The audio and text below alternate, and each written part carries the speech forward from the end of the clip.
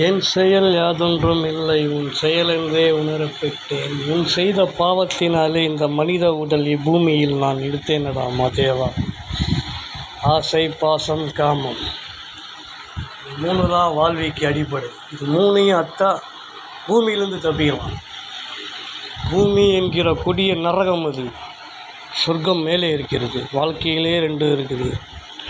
ஆனால் பூமி நம்மளது கிடையாது. இங்கேருந்து தப்பிக்கணும். தர்மத்தை வாரி அரைக்கிறேன். நான் 10 ரூபா சம்பாதிச்சாலும் அதில் 3 ரூபா விட்டுறேன். என்னைக்காவது ஒரு நாளைக்கு தப்பிக்கலாம் பூமியிலேருந்து.